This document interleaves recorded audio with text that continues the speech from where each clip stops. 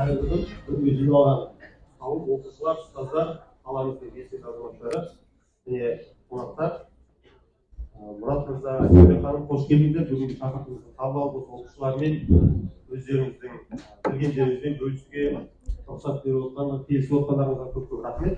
Енді көп созбай бірінші сұрақты енді бәрінің көкейінде жүрген мәселе бұл неге Алаштың зиялылары туралы, неге телехикая түсірдіңіздер, идеясы неде? Мысалы енді қазір кино деген қарағанда бизнес қой. Мысалы бизнес сериал түсірмей, боевик болмаса комедия жанрындағы кино түсіріп, сіздер пайдаға кенелуге болар еді. Неге осындай шешімге келдіңіздер деген сұрақ қойып отырсыз. Басты идеясын айтып өтсеңіз, не себепті, қалай пайда болды? Біріншіден, армысыздар, қайырлы күн. Өте қуаныштымыз. Бүгін өте бір керемет кеш болып жатыр. Бізді енді көп жерден шақырады. Кейбір жерде көңілін қимай барамыз. Кейбір жерге баруға уақыт болмай қалады. Өйткені енді негізгі жұмысымыз кино болғаннан кейін, ол 12 ай бойы тоқтамайтын жұмыс болғаннан кейін, кейде бізде 24 сағаттың өзі аздық етіп жатады да. Шіркін ай тәулік тағы 1-2 сағатқа ұзартса деп кішке ойлайтын кезіміз болады. Енді Қонаев қаласынан осындай шыққан кезде бір қатты бір ықыласпен шықты да, сосын бірнеше мектептің басын қосып, жаңағындай балалардың бәрі көрді, бір керемет ықыласпен күтіп отыр дегеннен кейін біз де сондай бір ықыласпен келдік. Және сол келгенімізге бүгін өте қуанып отырмыз. Себебі сондай үлкен дайындық, сондай энергетика. Кейде жаңа айтайын деген, кейде бір жерге барған кезде бір бар ғой, для галочки деген сияқты, мысалы Ахметтің 150 жылдығы аясында әйтеуір өткізу керек бір шараға өткізген кезде балалардың өзі де әйтеуір қатысу үшін қатысып, кетіп қалайын десе жаңағы журналға жоқ деп белгілеп қоймасын деген сияқты. Сосын қашан бітеді екен деген нәрсені көрген кезде адам өзін кінәлі сезінесің да, балаларды ұстап отқанға. Бірақ мына жерде бүгін олай емес, әлі басталмай жатып ақ, бір керемет бір аураны сезініп отырмыз. Сол үшін сіздерге, осы ұйымдастырушыларға және келіп отқан оқушыларға бәріне үлкен алғыс. Бізде енді шамамыз келгенше осы алдағы бірер сағат уақытты пайдалы, маңызды, қызықты қылып өткізуге бар күшімізді саламыз, тырысамыз, ойымыздағы бүкіл жиған тергенімізден бөлісуге тырысамыз деп ойлаймыз. Енді сұраққа келетін болсақ, біз өзі 2014 жылы ақш-қа оқуға бардық. Оның алдында Қазақ ұлттық университетінде мен журналистика факультетінде оқығам, Айсәуле ханым заң факультетінде оқыған. Біз де сол дебатпен айналысқанбыз, біз де телеарнада жұмыс істегенбіз. Сол кездердегі бір ой, мына неге қазақта кино өнері дамымай жатыр деген кезде алдымыздан шыққан бір жауап: бізде сценарий жоқ екен, бізде сценарист мамандар жоқ екен. Демек, неге біз ақыры енді осы жазу саласында жүрміз, неге біз өзіміздің білімімізді сол жағынан қарай ұштап, сол салаға бір өзімізше бір жыртығын жамамасқа деген ой келді да. Өйткені болашақпен кеткен кезде де бізде таңдаулар болды. Біз сол журналистика бойынша оқуымызға болады, медиа менеджмент бойынша оқуымызға болады. Көп адамдар мысалға проект менеджмент бойынша оқуға түсіп жатты. Ол жақты бітіріп келген адамдар жаңағы басшылық қызметке баруы мүмкін, телеарнаны басқаруы мүмкін. Бірақ енді дәл осы сала бір қатты болып тұрғаннан кейін, содан кейін бізде кәсіби продюсерлер де жоқ екен. Бізде продюсерлердің бәрі бұрын әнші болған, актер болған, әйтеуір былай қолынан іс келетін кәсіпкер болған кісілер сол ақырындап сол продюсерлік салаға келіп жатыр екен. Ал кәдімгі таза теориясын оқып, біліп келіп жатқан мамандар да жоқ екен. Сөйтіп екеміз осындай бір ізгі ниетпен мен сценарий мамандығын, Айсәуле продюсер мамандығын таңдап, сөйтіп оқуға барғанбыз. Және оқуға барған кезде бізге жаңағыдай көп эссе жаздырады. Сол эссе жазған кездегі бір жазған нәрсеміз, біз мынау қазақта әдебиет, үлкен әдебиетіміз бар біздің. Бірақ соны экрандау кенжелеп қалды. Мысалы, өздеріңіз білесіздер, кезінде біздегі ең атақты киноларды қарасаңыздар, қазақтардың Қыз жібек, Менің атым Қожа, Гауһар тас, бұлардың барлығы да көркем әдебиеттің экранизациясы. Яғни әдебиет экрандалса, ол үлкен бір туындыға айналады, керемет.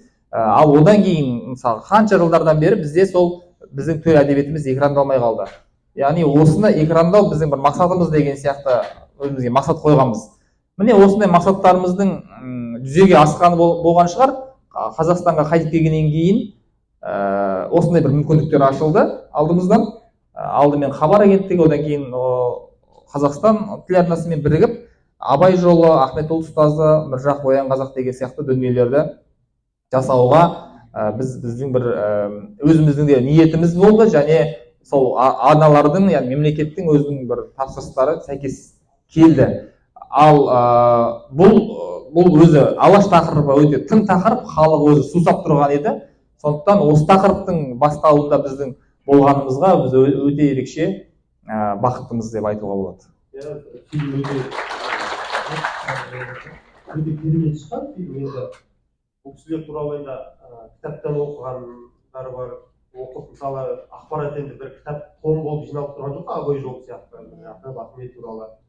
Оларды интернет көздерін әр жерден іздеп оқуға ерініп жүрген адамдарға жақсы болып деуге болады. Көріп бірден жаңағы енді ер азамат болсақ та көзімізге жас алып кейбір жерлерінде. Енді келесі сұрағым, мұхит асып жаңағы ақш-тан білім алып келдіңіздер. Енді оқушылардың ойында сұрақ тууы мүмкін. Бізде ақш-тан оқып келіп, қазақтың алаштың арыстары туралы кино түсірілді. Яғни ол біздің Қазақстанда оқып жатқан университеттердің шамасы жетпей ма деген күдік туындауы мүмкін. Мысалы, сондай сіздер сияқты мысалы алаш арыстары туралы қаншама елдің аузында жүр. Сондай кино түсіргенге мысалы біздің еліміздегі университеттердің шамасы келмейді ма? Не себепті? ақш-тан оқып келіп режиссер осы алаш туралы кино сол кісілер неге түсірді? Басқа адамдар осында өзіміздің Алматы қаласында, Астана қаласында өнер университетінде оқығандар неге түсірмеді деген сұрақ туындауы. Енді бұл жерде екеуі бір-біріне негізі қатысы жоқ. Біз енді ақш-тан киноның теориясын жалпы оқып біліп қыр-сырын меңгеріп келдік. Ол біздің ол ниетімізге, ол ақш-та оқығанымыздың ешқандай әсері жоқ. Егер біз осында оқысақ та мүмкін бәрібір де сол бағытқа қарай баратын едік деп ойлаймын. Ал бұл жерде оқығандарда түсіріп жатыр. Мысалға осы Міржақып пен Ахметтен бөлек осы соңғы 2-3 жылдың ішінде бір 10 шақты тарихи фильм түсірілді. Олардың барлығын ақш-тан келгендер түсіріп жатқан жоқ, оларды Қазақстанда оқығандар да түсіріп жатыр. Және ақш-тан келгеннің барлығы да мен жаңағы тарих түсіріп жатқан жоқ, ақш-тан келіп жаңағы коммерциямен айналысып жатқандар да бар. Сондықтан ол адамның тікелей өзіне байланысты шығар деп ойлаймыз. Біз енді қазақ ортадан шыққанбыз, ауылда тәрбиеленгенбіз, жаңағындай үлкен кісілердің алдын көргенбіз. Сондықтан біздің бір былайша айтқан кезде кәсібиден бұрын бұл азаматтық парызымыз сияқты дүние болды деп ойлаймын. Мен қоса кетсем, ол ақш-та бәрібір қалай ұстауды үйреткенмен, мысалы мына айфонды қосуды, бірақ олар саған Міржақыпқа, Ахметке деген махаббатты үйрете алмайды. Себебі ол ақш-тың азаматы емес қой, олар ақш үшін қайтыс болып кеткен жоқ қой былай келгенде. Ол біздің аталарымыз да, ол ақш-тың өз аталары бар былай келгенде. Олар өздерінің Кеннедиді, өздерінің Рузвельттерін жақсы қылып шығаруға барын салады. Бірақ олар сендер отандарыңа барыңдар, сендерде де керемет адамдар бар екен, солар тұлғаларын танытыңдар деп бізге ешқашан айтпайды кеңес. Бірақ оларда техниканың тілі бар. Біз оны да жоққа шығара алмаймыз. Мынандай болмау керек та, ұлтшыл болып, әлемнің тілін, әлемдік білімді жоққа шығармау керек. Мен ұлтшылмын, осы ғана керемет, осы бұрышымызда отырып Ахметіміз жақсы көрейікші, осы бұрышта отырып Міржақып біздікі болды, ақш оңбаған анау деп айта алмаймыз. Олар әлемнің тілін олардан үйренейік, қалай қосуды, мынаны қалай қозғалтуды, соны өз пайдамызға жаратайық. Себебі біз болашақ бағдарламасы арқылы оқыдық. Ол жердегі мақсатымыз да барып мемлекеттің ақшасы, мысалға мен өзімнің ауылымнан шығып ол ақшаға ешқашан оқи алмай, мен ешқашан түсіме көрмеген Америкаға барып магистратура оқу, оның бюджетін естісеңіздер, ана университеттің сұмдық. Мұраттың да ондай түсіне көрмеген шығар деп ойлаймын, қателеспесем. Сондай бола тұра мемлекет бізге сондай мүмкіндік жасағанда, мен ойлаймын бұл бір біздің азаматтық борышымыз келіп осы елге қажет бірдеңені қайтару. Осы жерде енді балаларға да бір не пайдалы болады деп ойлаймын. Біз мынау фильм түсірген кезде бір кейбір адамдар андай баға айтты да, сендердің бұл дүниелерің мынау ұлтты сүю мен кәсібиліктің біріккен жері болды деп. Себебі енді оны өз мақтау үшін айтып отқан жоқпыз, былай үлгі болсын деп айтып отырмыз. Себебі бізде мынандай нәрсе бар, ұлтты жақсы көреміз, ұлтшыл болып жаңағы қазақ деп ұрандаймыз, тіл деп айтуымыз мүмкін, бірақ бізде кәсібилік жетпей қалса, бізді ешкім мойындамайды, бізді ешкім тыңдамайды, сіздікі тек қана құр айғай болып қалады. Керісінше, сіз қанша жерден кәсіби болыңыз, мықты маман болыңыз, білімді болыңыз, бірақ ұлтыңызға деген, айналаңызға деген сүйіспеншілігіңіз, құрметіңіз, махаббатыңыз болмаса, сіз тағы да ешкімге керек емес, бір өз қамын өзі күйттеген адам боласыз. Сондықтан ұлтты сүю деген ол жаңағы ұлтым айғайлау емес, ол өзіңнің бауырыңды сүю, өзің үй ішіңді бірінші сүю, ата-анаңды сүю, одан кейін көршіңді сүю, ауылдастарыңды сүю, қасыңдағы достарыңды сүю, осындай ұлт құралады. Сөйтіп, міне ұлтыңды жақсы көрген адам ары қарай өзін дамытып, кәсіби маман болса, сонда ғана ол біріншіден өзіне пайда келтіреді, екіншіден осы еліне үлкен пайда келтіреді деп ойлаймын. Енді қандай бір қызықты мәлімет оқыдым сіздің берген сұхбатыңызда, осы кино түсіру барысында бір қойға 500 теңгеден сұраған кездер болған екен. Ол енді ол жерде де жаңағы қойдың иесінің кішкене ұлтына деген махаббаты болса, ол да тегін беріледі деп ойлаймын. Егер киноның жаңағы аты, болашағы, тарихы қандай екенін білетін болса, сондай жағдай болды. Одан кейін жаңағы ат туралы бір қызық мәліметтер солар оқушыларға айтып бере аласыз ба? Иә, енді біз осы 2 жылдан бері сол көп айтып жатырмыз. Енді айтқанда сұрақ қояды, сосын айтамыз. Бір жағынан кейде бір қатты жылап жатқан сияқты көрінесіз. Бірақ шынымен де кино түсіру өте қиын. Ол енді кейде ауылда жүрген, дайырларда жүрген кісінің мен түсінемін да, өйткені ол оған ондай талап, үлкен биік талап қою да қиын да. Бізде сондай қалыптасып кеткен, адамдардың бәрі қазір бір сананы тұрмыс билейді деген, нарық деген нәрсені қатты неге қойбаған, ол тіпті біздің балаларға да әсер етеді. Өйткені бір кісі айтып жатыр, балаларды экскурсияға апарғанбыз дейді, ана қазір кішкентай балалар неге апарған ғой, бұлай деп сұраған ғой, картоп қалада отқан жағдай ғой, картоп ағаш өсе ма десе, иә деп айтты дейді да. Сосын жаңағы картоптың жерде өсетінін білмейді. Сондайды болмасын, балаларды көрсетейік, не қайдан шығып жатыр деген сияқты бір ниетпен жаңағы заводтарға, жаңағы бір өндіріс орындарына апарса, балалардың көбінің сұрағы мынаны қаншадан шығарасыздар, бұны қаншаға сатасыздар деген сияқты жаңағы қаржыға келіп тіреледі дейді да балалардың көбінің несі. Бұл енді үйдегі жағдай ғой, яғни қанша сен мынанша берсем, сен қанша бересің деген сияқты біздің қатынастардың сонда еніп кеткені да. Ауылға барған кезде оны кәдімгідей есінен ағып жатқан суын сатқан адамды көрдік. Жаңағы кетіп бара жатқан қойын қазір сен 500-ден берсең түсіртем, болмаса түсіртпеймін деген адамдарды көрдік. Сондықтан ол біздің қазіргі қоғамның көрінісі. Оған біз ештеңе деп ренжи алмаймыз. Оны енді біз ол кісілер солай кетті. Енді біз балалар, жастар сондай болмауын қадағаласақ, ертең біз үлкен адам болған кезде ол нағыз қайғы ол емес, нағыз қайғы жаңағы кісінің ақша сұраған емес, нағыз қайғы біз тәуелсіз Қазақстанда өсіп, осындай керемет жерде білім алып, ертең біз өскен кезде сондай болып шықсақ, нағыз қасірет сол. Ал жаңағы қиындықтар байланысты кім айта жататын шығар, бірақ бір қызық осы бұның бәрі қаржыға келіп тіреледі ғой. Егер бізге жеткілікті қаржы болса, бір шалқып түсіріп жататын болсақ, онда ол жаңағы 500 теңгесін бересің ғой, 500 теңге болса, 1000 теңге болса да ол ешкімнен жалынышты болмайсың. Бірақ біз анандай көп жағдайда сондай адамдардың көмегіне жүгінуге мәжбүр боласың, өйткені бұл жетпейді, жаңағы қаржы. Қаржы жетпейді, өзімізде қарызға кірдік деген сияқты мәселелер бар. Бір қызық мәселе болды, мына Оян қазақ фильмінде, егер көрген болсаңыздар, жаңағы Әлихан, Ахмет, Міржақыптарды түрмеге қарай әкеліп жатқан кезде, ана күзетші тұрады итпен ше. Сол жерде негізі ит арпылдап тұру керек та, арпылдап аналарға бүйтіп бір жағынан көрерменнің несін оятып, ашу ызасын тудырып тұру керек. Соны біз түн ішінде түсірдік, түрмеде, Алматыда. Сөйтіп жаңағы оның алдындағы бір сахнаны түсіріп жатырмыз, даладан иттің дауысы арпылдап маза бермей жатыр, мынау дыбысқа кедергі келтіріп жатыр. Ішімнен ойлап қоямын, жақсы болды, қазір келесі сахна түсірген кезде ана ит деген бір керемет бір сахна болатын болды деп ойлап тұрмын. Өйткені былтыр Ахмет ұстазды түсірген кезде сол иттің өзіне ақша таппай қалғанбыз. Жарайды, ит болмай қойсын, күзетші бола берсін деп, ана сол 50 мың теңгені одан да бір ана күзетшіге берейік деген сияқты сондай үнемі болған. Бұл жолы енді 50 мың теңге тауып, сол иттің кеп тұрғанына іштей қуанып, соны жаңағы сахнаны түсіріп далаға шықтық қой енді. Далаға шықта дайындалдық, ал енді итті әкелсек, ит сүмірейіп тұр, үрмейді да.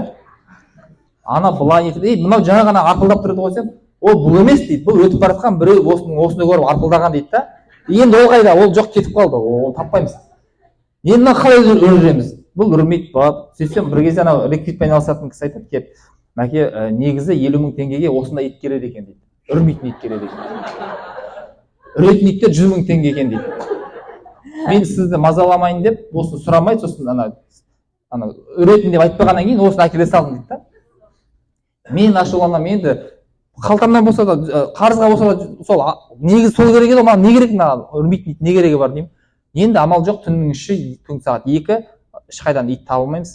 Ертеңге қалдыруға болмайды, өйткені түрменің уақыты бар, ертең ол жақта біз басқа жаққа кетуіміз керек деген сияқты сондай.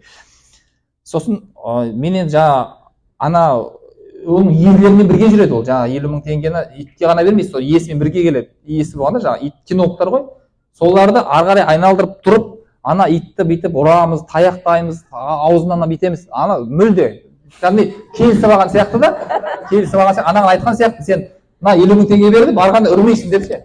Егер үріп қоятын болсаң, саған өзіңе штраф деген сияқты айтып қойған, мынау кәдімгі дейді, тістеніп алғанда ит. Сосын жарайды енді дедік, амал жоқ, солай түсірдік, кетті. Кейін монтажда отырған кезде ойладым да, мына жерге бір қыңсылаған дауыс қояйықшы, мүмкін солай жұмыс істейтін шығар деп. Сөйтіп ананың қыңсылаған дауысын қойдық. Сөйтсек кейін бір комментарийлерде міне қазақтың Әлиханын көріп, орыстың ит үрмей қалды деген комментарий шығады.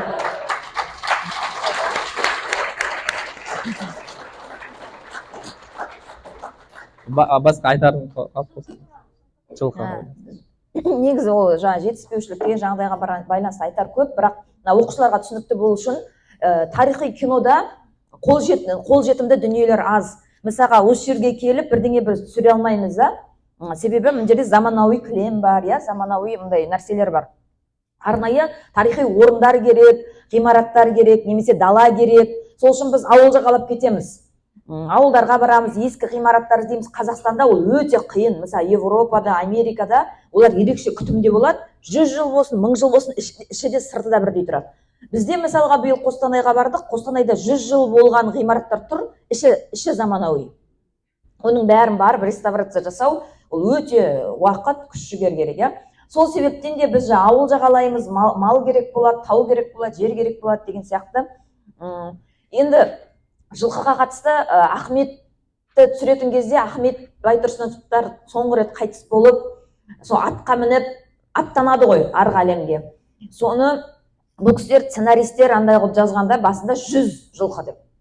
Енді мен бюджетті біліп отырмын, есептеп отырмын, мен айтам 100 жылқы бізге шықпайды, мүмкін емес, артық жазғансыздар деп сөйтіп келісіп жатып, ұрысып жатып 50 жылқыға түсіргенбіз ғой. Сосын тағы да бардым мен, 50-дің өзі көп, мынау 50 жылқыны қақтан табам қазір ондай. Мүмкін емес, тағы түсіріңдер деп 30 жылқыға келістіріп алғанмын ғой бұл кісілерді. 30 жылқыға келіскенбіз. Сосын ол ауылдан арнайы бір кісі жалдадық. Мысалы, мен ол ауылдың тұрғыны емеспін ғой, сырттан барып, қазір мен осы мектептің мұғалімімін, сіздерге келіп мынаны істеп жіберейік десем, сіздер маған ере қоймауларыңыз мүмкін. Себебі сіздер маған танымайсыздар, сенім жоқ. Сіз сол ауылдың жастар саясатымен айналысатын бір жігітіне кәдімгідей айлық төледік. Ақы төледік. Осымен жылқыны мынандай күні таңғы сағат мынандайда бізге 30 жылқы әкеліп берші деп ше. 30 жылқы иесімен сөйтіп келістік, ана кісілерге ақысын айттық. Енді сериал индустриясы деген кішкене бюджеті аз, кішкене емес, енді қатты аз. 10 есе аз. Ал үлкен кинода енді мүмкін бар шығар, енді томиристерді түсіргенде ояқтарға үлкен ақша беріп үйреткен ғой. Осы маңдарда түсіреді ғой, енді барлығы біледі ғой. Ол жылқы беретіндер де күшті біледі, киноның бәрін біледі, кімге қақты ақша екен. Содан олар сондай бюджетке үйренген. Енді мен айтып жатырмын, менде 10 есе аз бюджет. Сондықтан мен мынандай берейін, бір жылқыға 5000-нан. мен бере алмаймын 10 мыңнан, қазір 10 мың да жоқ қазір баға, бірақ сол кезде 10 мың берген ғой кезінде түсіргенде. Мен 5 мыңнан берейін, Марко Поло деген түсірген, неше түрлі кинолар түсірген ғой. Жарайды деп келісеміз, ана ауылдың адамы авторитет тұтатын сол келіседі, менен бөлек. Сөйтіп күтіп отырмыз 30 жылқыны таңертең. Мен үнемі кездесулерде барып айтамын, ертесіне қанша жылқы келді деп ойлайсыздар? Иә, 6 жылқы, екеуі кешігіп 4 жылқы уақытында келді. 30 жылқыға келістік та, енді ол келісім бар, сөз бар. Ол бір 5 мың ақша емес шығар, жылқысы бар, жылқысы көп адамға, шыны керек. Білмейміз ғой, өзіміз жылқымыз жоқ болғас. Бірақ адам деген сенім, уәде, сөз деген бар ғой. Мысалға кинода екеуміз келісіп алып түсіре алмаймыз. Мұрат екеуміз келісіп алып, бүгін түсіріп қайтайық, түстен кейін көңіл күйіміз жақсы деп шығып кете алмаймыз. Ол жерде біздің артымызда команданың өзінде 40 адам бар. Егер минимальный команданың өзінде 40 адам жүреді киноның түгел шығу үшін. Одан бөлек актер құрамы бар. Ол где-то 10 адам, жаңағыдай атқа мінетін кезде көп адам болады, 15-20 адам. Сонда 60 адам күтіп тұрмыз. Сосын кино нарығы ешқашан 1 секунд кешігуді көтере алмайды. Мысалға бізге ақшта оқыған кезде бірден айтады, мұздың да астында, судың да астында, суықта да, ыстықта да сен жұмыс істеуге дайынсың ба? Дайын болмасаң бүгін ауысып кет, не істейсің, 4 жыл жаныңды қинамай деп айтады. Ешқашан 1 секунд, егер кино саласында жұмыс істейін десеңіздер, естеріңізде болсын, 1 секунд кешігуді, 1 секунд бір затты кешіктіруді көтермейді. Себебі ол үлкен қаржы. Біздің 1 минутымыз үлкен қаржы кетіп жатыр. Уақыт. Актердің бір күні бәленбай теңге тұрады, ол актерді келістіріп әкелесің. Себебі оның тойы бар, басқа жақта спектаклі бар. Бүйтіп әзер орын тауып бір күнді қояды. Сол күнге бәрін ыңғайлайсың сен 100 адамның несінше мысалға. Сөйтіп тұрасың да жаңағы 30 ат жоқ. Актер неге мініп шабады? Ол соңғы маңызды сахна. Ол бүкіл адамның жүрегіне тиетін, көзіне жас үйретін. Жаңа айтады ғой, бір не дейді, топырақта не жоқ, бейіттерің де жоқ, топырақтарыңа не дейді, сөзі бар ғой соңғы сұмдық. Мысалға сондай сөздер айтылатын кадр, сол кадрда 30 жылқы жоқ та. Сценарий жазылды, жоспарланды, мысалға. Білмеймін енді, бұл жерде ақша мәселе ма, басқа мәселе ма? Күн шығып келату керек ар жақта. Таңғы сағат 4. Күн точно күтпейді бізді мысалға. Бізге қарасып жүрмейді ғой. Сондықтан өте қиын ситуацияға тап боласың да.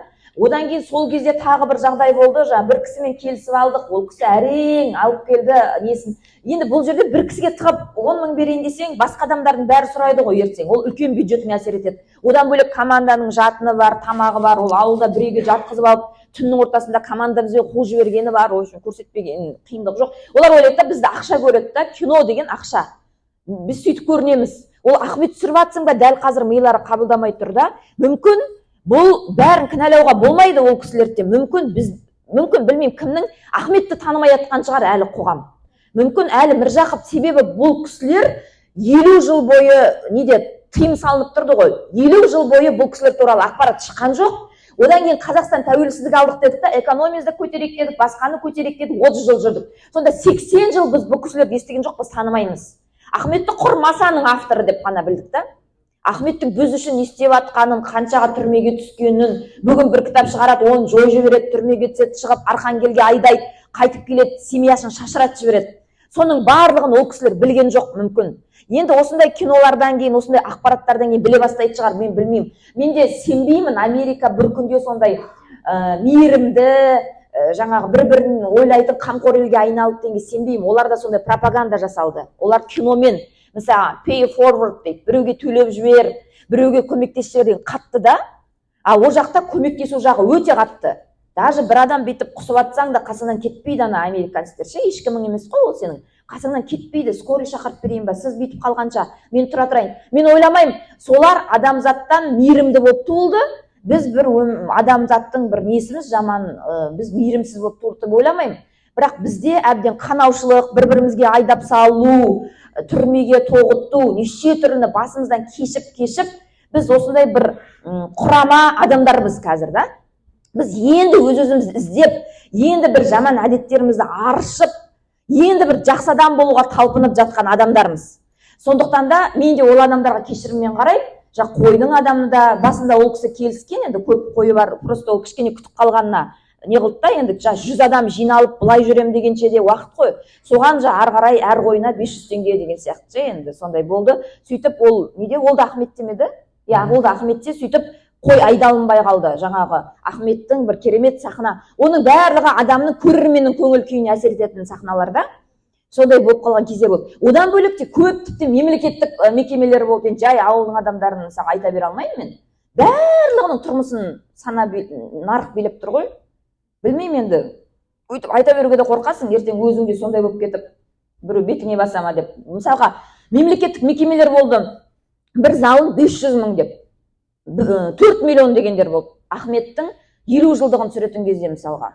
Енді Міржақыпта біз көбінесе даланы түсірдік, бірақ далада да фазенданы алып алған өте үлкен жерді да адамдар. Өте үлкен жер, ол жерде белгі де жоқ, мынандай қоршау да жоқ, свет те жоқ, су да жоқ, дәретхан дым жоқ жер ғой енді.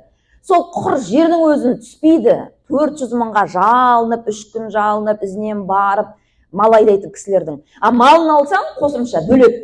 Ал мын жақта Міржақып ашаршылық кезінде бәленбай бас жылқыны неше 7000 бас па айдап ан жақтан ан жаққа апарып адамдарды сақтап жатыр. Сен сол сахнаны ауызбен айтып отырмайсың ғой. Міржақып 7000 бас апарайық деп 7000 басты ауызбен айтып баратпайды ғой. Сіздер сену үшін ол сол 7000 басқа құсайтын жылқы айдалып өту керек та кадрдан. Ал ол жылқы үшін біз ан жақта күресіп жатырамыз. Сондай. Биылғы қиындықтар енді Міржақыпқа қатысты. Ол көбінесе даламен болды. Сол жақ фазенда, ол жерге өзің барып дәретхана қазасың, светке апарасың, бәрін өзің істейсің, құр дала, мындай жатқан қоршауы да жоқ, суы да жоқ, төбесі дым жоқ. Жол 400 мың, анау 500 мың деген сияқты. Бұлай енді мен ойлаймын, сол кісілердің бір 400 мың қатты бір ешқандай жыртығын жаппайды, ол үйір жылқысы бар адамға бір 400 мың деген білмеймін, не тұруы мүмкін.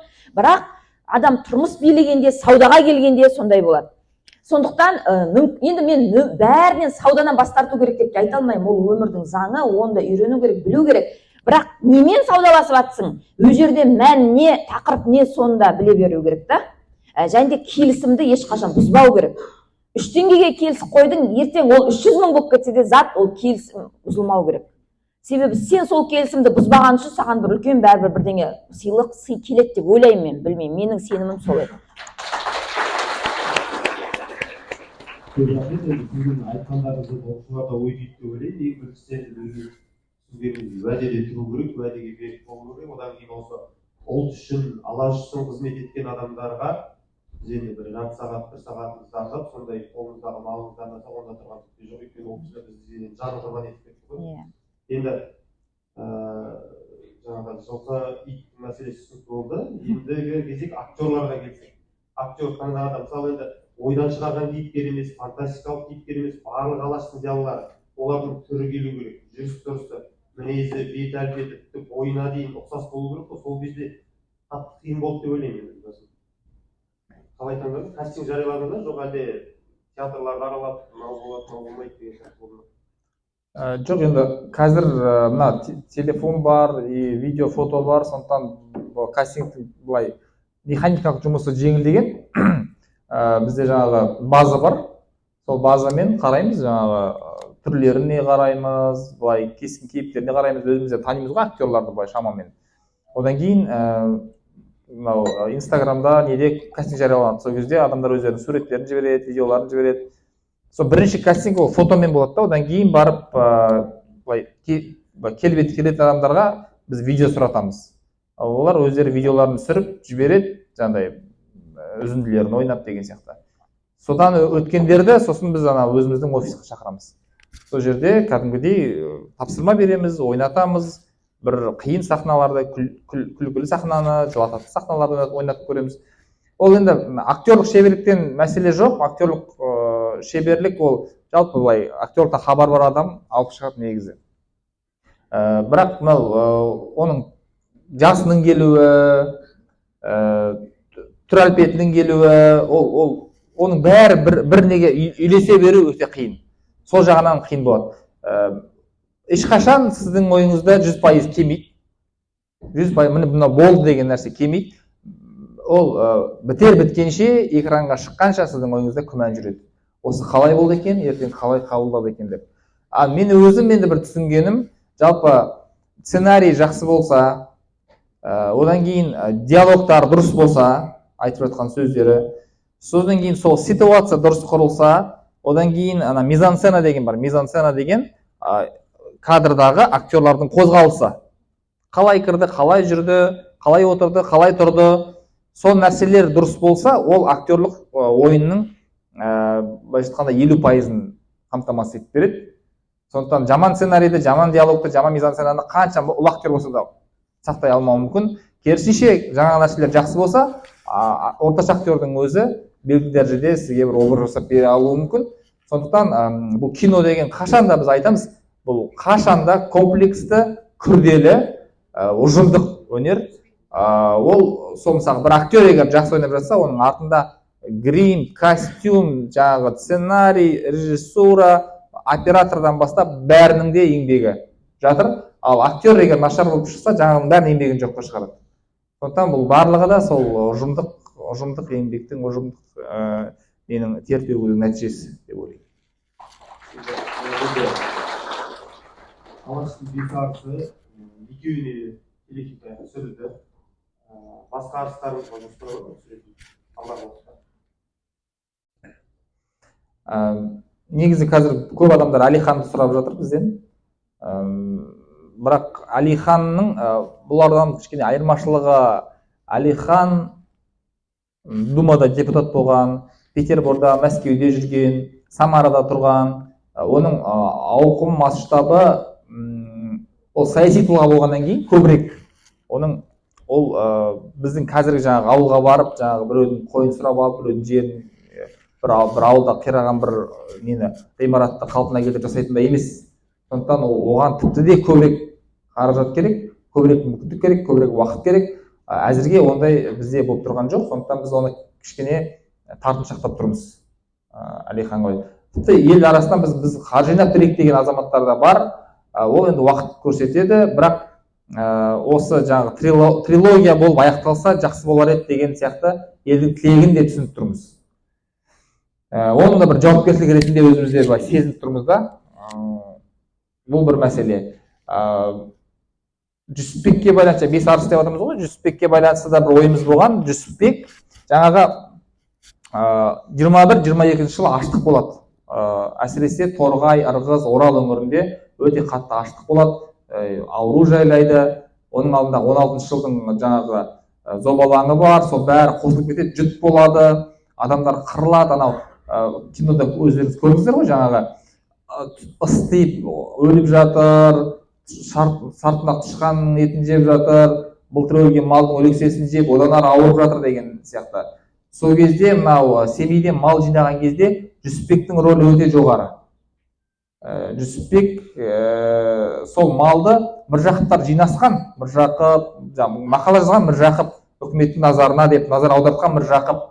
Бірақ мал жинағанда Алихан бір уезді жинайды, Мұхтар бір уезді жинайды, кім жаңағы Жүсіпбек өзі бар, осы мына кім бар, барлығы сояқтардан Семей өңірінен мал жинайды.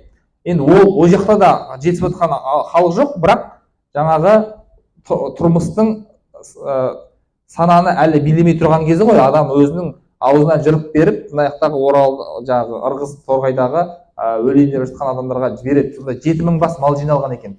Сол 7000 басты жауапты болып Жүсіпбек айдайды. Жүсіпбек 1,5 ай бойы 75 малшымен бірге сол жаңағы малдың бәрін айдап, ортасында өлетін мал өледі, кейбір мал жаңағы ас ауқатқа жұмсалады. Сөйтіп соның бір 5000-6000-ға жуығы жетеді Торғайға. Оның барлығын кәдімгідей қарап отырып нақты деген адамға. Ол жерде де содан өзіне пайда көріп қалғысы келген адамдар болған. Мына жақта мал әкеліп жатыр екен, содан бірдеме артық алып қалайық деген адамдар болған екен. Басшылықта жүргендер болған екен, бізге де бірдеңе беріңдер деген. Соның бәрін жаңағы тиісті, нақты мұқтаж адамға жіберуге соңына дейін бөліп сол Жүсіпбек жүрген. Бірақ сол қараңыздар, 26 жылы сол ісі үшін Жүсіпбек сотты болады. Оның соты кәдімгідей Қызылордада ұзақ бәленбай күнге созылған үлкен сот болады. Сол жердегі оған тағылған айып аштарға деп жиналған малды өзінің туысқандарына таратып берді.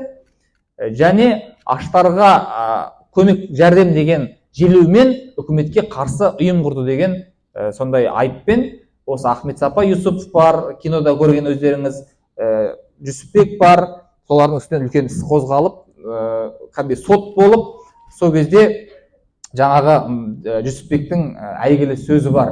Мен өлейін деп жатқан адамның несібесіне жармасқаннан гөрі анамның шуын жегенім артық дейді. Яғни мен оның бірде-бірі тиіскен жоқпын дейді. Сен неге қолхат алмадың деген кезде, мен қалай өлейін деп жатқанымнан қолхат аламын дейді. Мен қазақтың салтында ондай нәрсе алғаннан да бергеннен де қолхат деген болмаған. Біз сөзге сенген адамбыз, уәде деген сияқты ғой.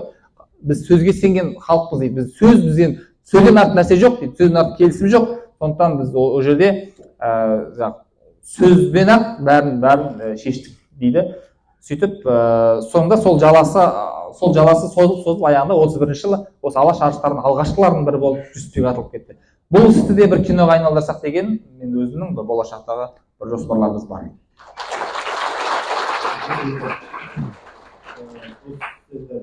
Дайындалдық қой сіздерге. Қарадым, сол кезде блогер бар ғой, Дәулеттен. Сол кісі не салыпты, осы салыпты Міржақып атамыз қателеспесем наннан шахмат жасап отыр. Сол жерде бір комментарий оқыдым.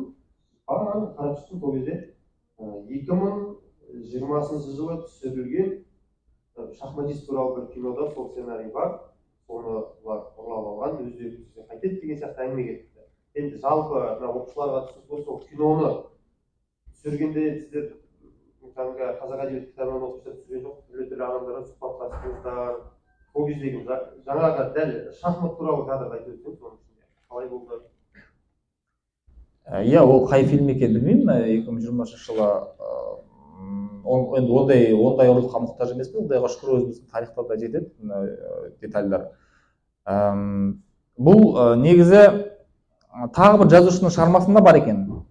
Осы Кафканың ба, бір классик жазушының шығармасында да осындай наннан, яғни қамырдан шахмат жасайтын бар екен. Бұл үлкен бір өнер табысы емес қой, бұл робот жасау емес қой. Ол кез келген адамның миына келуі мүмкін. Қолында бар нәрсе сол ғой, өйткені ол түрмеде нан береді. Ол нан деген былайша айтқан кезде шикі нан ғой, шикілі пістілі қамырда. Соны жаңағы ол естеліктерде бар. Міржақып атамыз өзі алып, соны қалғанын сақтай берген ғой, жинап сақтап, содан не жасаған, шахмат фигураларын жасаған. Сөйтіп өзімен өзі шахмат ойнаған деген нақты дерек бар, ол еш жерден алынбаған. Шынымен де сол Міржақыптың басында болған оқиға. Мен оны біз Ахмет туралы фильм жасап жүрген кезде, Ахмет Ұлыстазды түсіріп жүрген кезде ол детальді кездесіп, болашақта Міржақып туралы жасалған кезде осындай түрде қосу керек деп өзімнің ойыма сақтап алған болатын. Бірақ енді бізде 6 серия болды. Және жаңағындай жағдайда түсірілгеннен кейін барлығы бір өкінішім бар. Сол моменттер, сол жағдайлар сәл ашылмай қалды. Оны одан да көріп бір керемет қылып жасауға болар еді. Бір әттеген айларының біреуі сол. Өйткені бізде бір-ақ түн уақыт болды. Сол 6 серия бойы түгел қамауда отырады ғой. Психология моменттер болды, ішінде жүреді, өлең оқиды, жаңағындай жынданып кетпеу үшін, денесі ұйып қалмау үшін жүгіреді, жаттығулар жасайды. Шынымен де бұл кісіні 9 ай бойы қамаған, және үкімін өзгертпеген күйі қамаған да. Өлім жазасына кесілді, бірақ 9 ай отыр. Ары қарай білмейді қай күні алып тастайтынын, ары қарай не болатынын білмейді. Бұл жай ғана қамау емес, бұл психологиялық қамау, қапас. Осы жерде өзінің ақыл есін сақтап қалу үшін адамның қандай ерік жігері, рухы мықты болу керек. Оны сақтап қалды деп жатқан себебіміз 32-ші жылы түрмеден шығарып бұл кісіні жаңағы неге лагерге жіберген кезде, лагерге барып 35-ші жылға дейін лагерде болды. Сол лагерде 4 дәптерден тұратын сөздік жазған, түрік қазақ сөздігі. Өйткені қырғыздар бар, өзбектер бар, қазақтар бар, орысша білмейді, қиналады.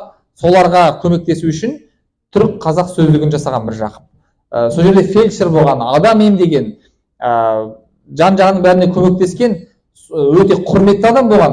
Сондықтан Міржақып 35-ші жылы ауырып лагерде қайтыс болған кезінде оны жаңағы түрмедегілермен із-түссіз емес, азаматтық бостандық адамдармен бірге жерлеген, басына белгі қойған. Сол белгісімен 92 жылы оны жаңағы қызы Гүлнар тауып, соны сүйегін мына Торғайға туған жеріне әкеп жерлеген. Бұл енді шахматтың негізі тарихы осындай. Енді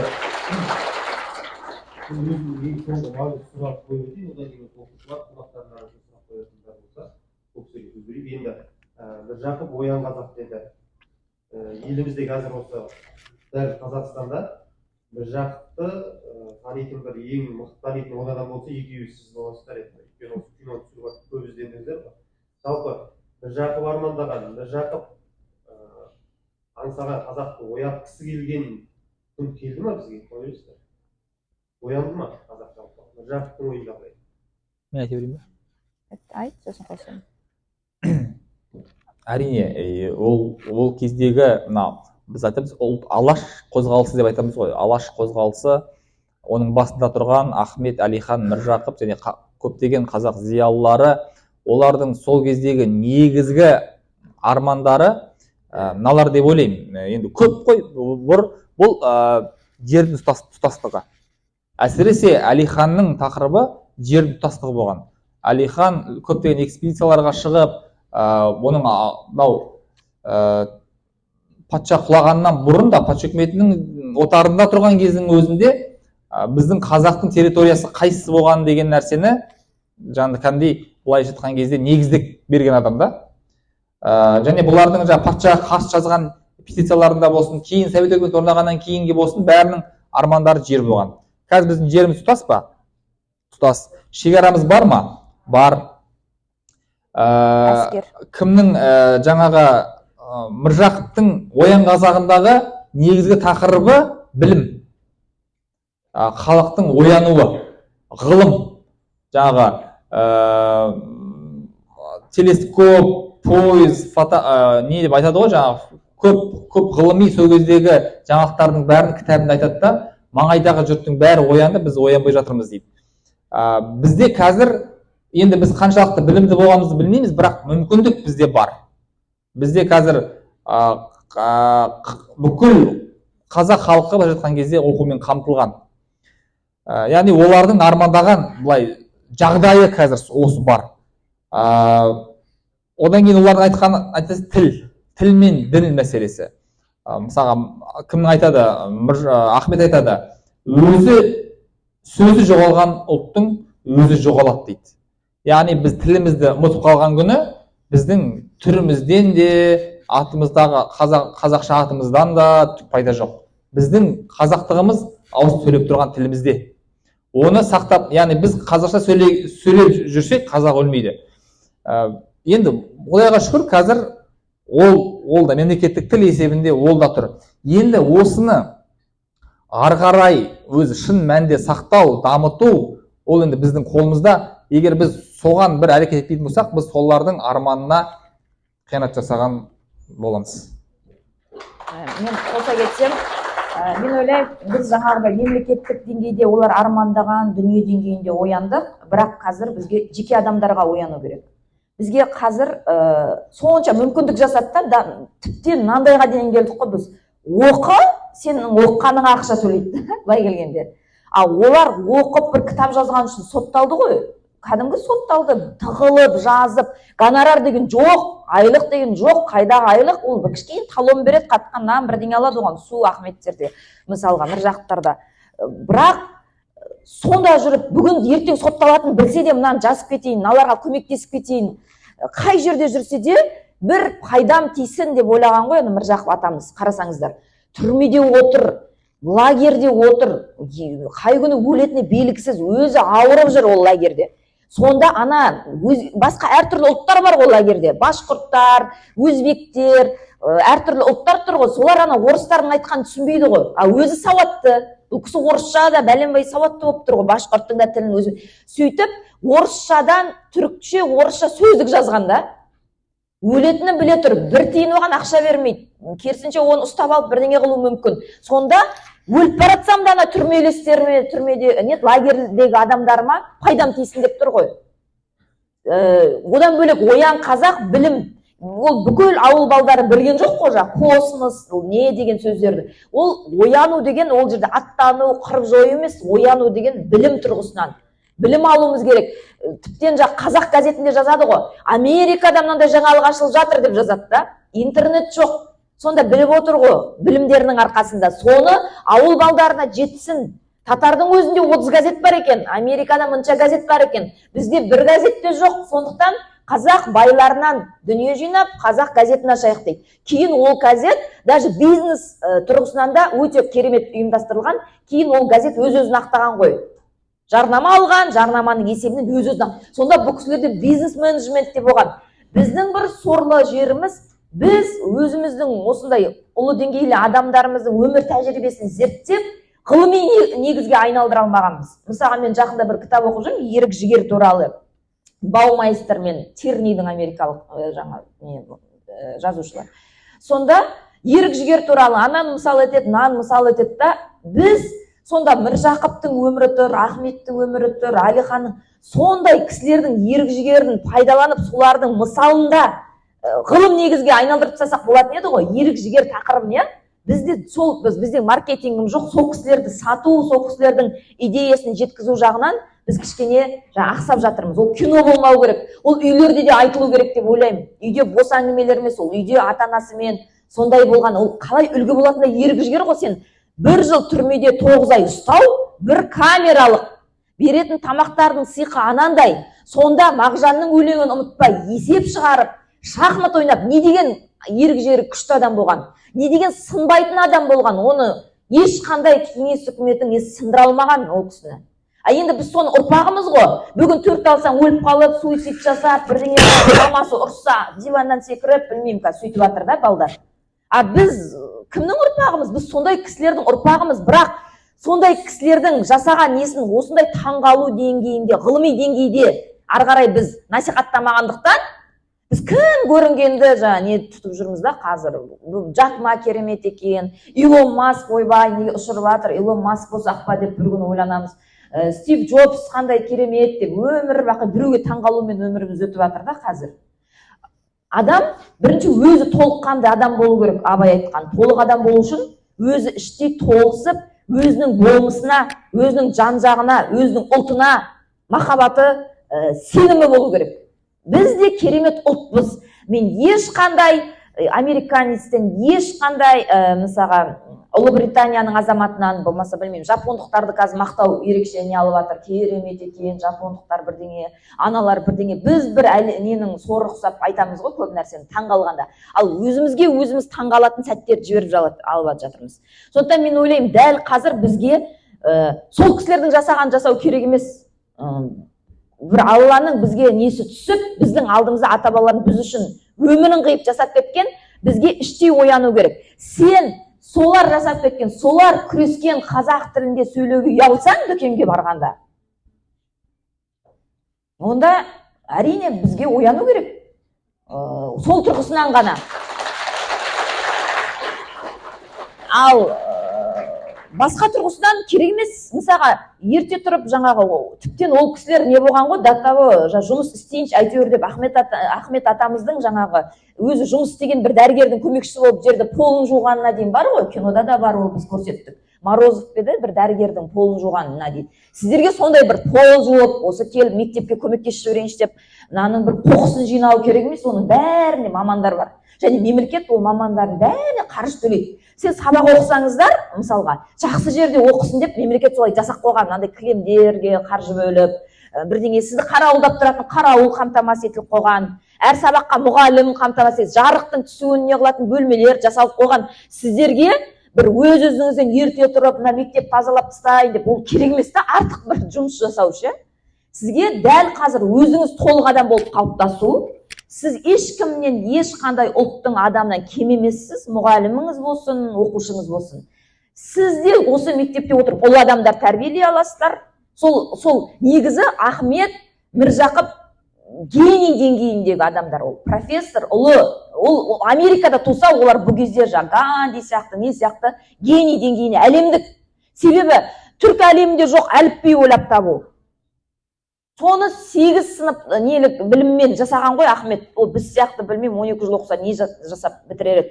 Сонда сол кезде кеңес дәуірінде ол кісінің қартайып анау ататын кезіне қарай суреті бар ғой. Түрі соншалықты қартайып кеткен, соншалықты қартайып беті салбырап кеткен, музейінде барсаңыздар суреті бар. Соның өзінде атып тастап отыр ғой. Тағы да бір пайдасы теп қояр. Тағы бірдеңе. Сөйтіп жүріп бәленбай 18-ге жоқ па кітап жазған, иә, мысалға. Яғни бізде мотивация беретін, білмеймін, барлығы бар да. Ол оянып, қазір атқан шығып, ана Қытайды қырып, орыспен төбелес керек жоқ. Сен қазақша сөйлеп тұрсаң, қазақша сайрап тұрсаң, өзіңді ішіңде сенімділігің болса, мен кемел, толыққанды қазақ ұлтының азаматымын деген ішіңде сенім болса, болды. Сол жеткілікті. Сен сондай адамдар тудырасың, сондай адамдар тәрбиелейсің, сондай маман боласың.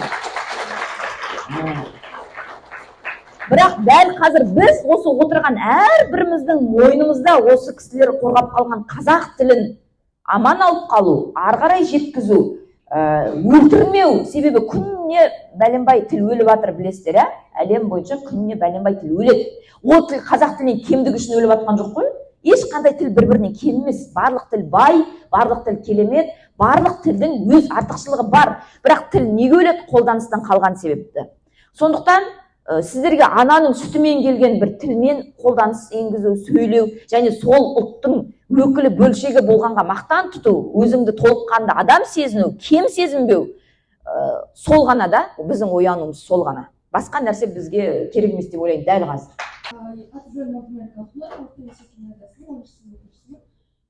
Құрметті қонақтар, біздің мектебімізге, біздің қаламызға қош келдіңіздер.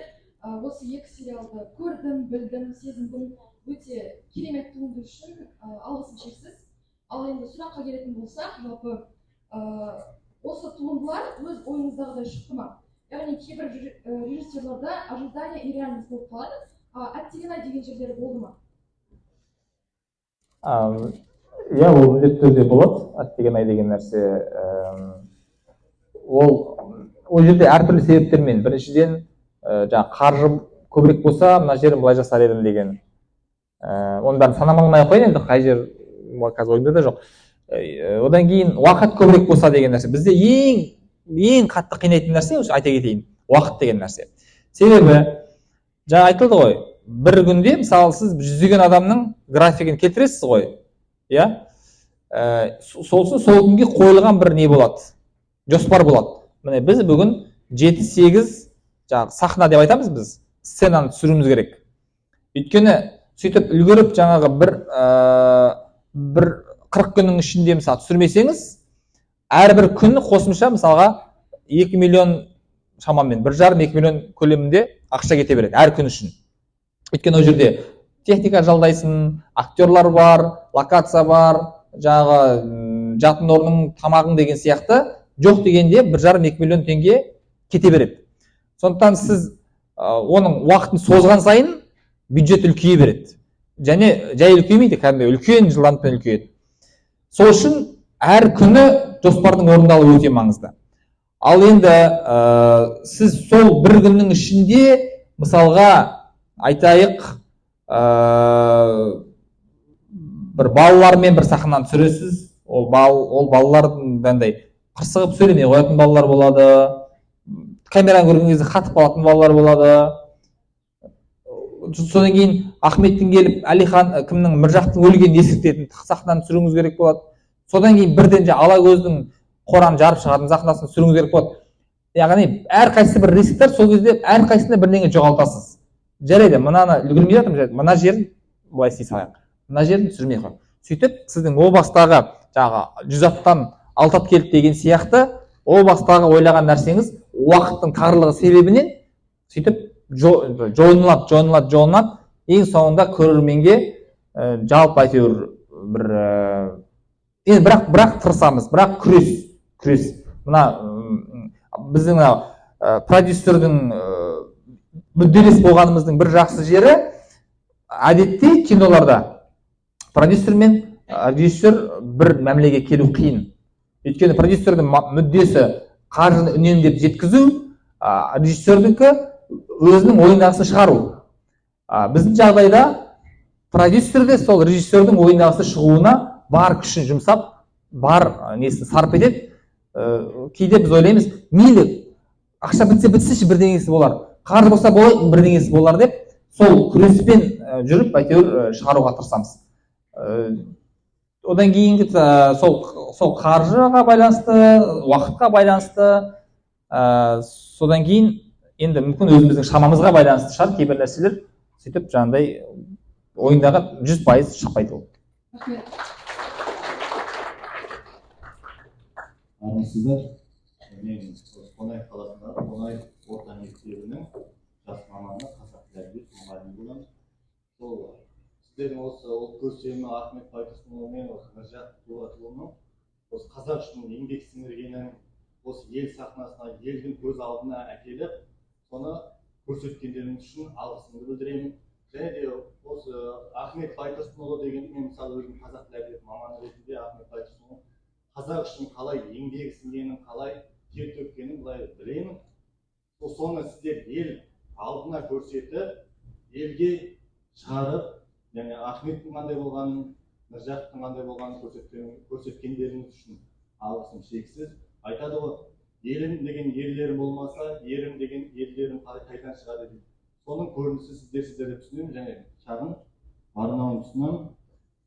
Ассалаумағалейкум Мұрат аға, кино арнап түсірдің ұл атама. Арманы ұлылардың ұйқысынан халықты ояту ғой бұр атана. Көрейік ұлылардың таңын әрі, ауырады ерім деп жаным әлі. Қолға алған еңбегіңіз жеміс берсін, қолдасын Ахметтің әруағы. Қазағым көшіп қонған далалықтар, сіз шығарған кинода жаңалық бар. Біз үшін құрбан болған алаштықтар, елім деген ерлерде даналық бар. Игі істі ұлылардан бастадыңыз, ахаңдар тарих көрсе жаста аңыз. Ұлылардың жалғайтын ұлы жолын көп болсын елім деген жастарымыз.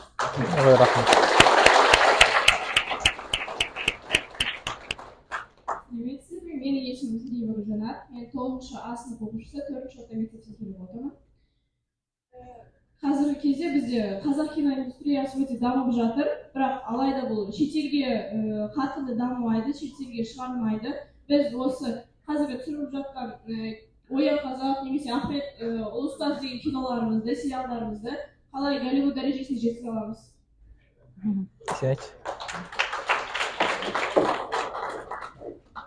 Сол сұрақ бізде мазалайды деп. Бірігіп жеткізейік енді, қайтеміз. Енді мен ойлаймын, жалпы біз солаймыз да, кішкене комплексі бар халықпыз ғой. Жаңағыдай өмір біреуге жету керек, өмір біз бірдеңе түсірсек журналистер болады, Фейсбукта Ресейде бүйтеді, Ресейде сөйтіп түсіреді. Мен айтамын, өмір бақи сөйтіп өздеріңді салыстырып өтесіңдер ма деймін да. Олың өз даму елі бар. ақш-қа жету қазір дәл қазір оңай емес, бірақ мен ойлаймын, осылай тыныштық болып тұрса жетеміз. Неге? Себебі ол ел 200 неше 40 па 70 жыл әлде бойы соғыссыз дамыған ел. Ол бірінші дүниежүзілік соғыста да, екінші дүниежүзілік соғыста да қару сатып, керісінше соғыста саудасын жүргізіп, қалтасын майлап отырған ел. А бізде жаңағы ашаршылықта бір қырылдық, қаншадан. Одан кейін қуғын сүргінде мына зиялылардың бәрін баласына дейін, әйеліне дейін, ал жерге әйелдерін тығып, баласын тығып бөшкеге ұрпақ қалдырмай қырып тастады ғой. Зиялы бір алды бізге сүйрейтін, біз енді қалған құтқан отырмыз ғой, сүйрейтін, бізден де басы қатты, былай айтқанда башкатыйларымызды сөйтіп жоқ болды. Одан кейін соғыс болды. Соғысқа да бір күш жігері бар, Азаматау деген азаматтардың бәрін жинап алып кетті. Тіптен мықты деген әйелдердің өзін тылға жұмыс істетті ғой.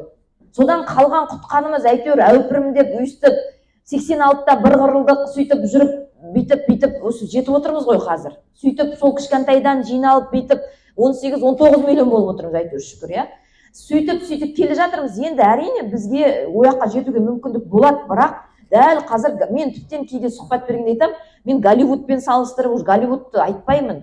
Мен мына тұрған Ресейдің өзімен салыстырғанда кейбір сериалдарды сол жақтың бюджетіне сәйкестеп қойса, ең құрмағанда. Себебі біздегі нан бағасы да солармен бірдей мысалға қазір.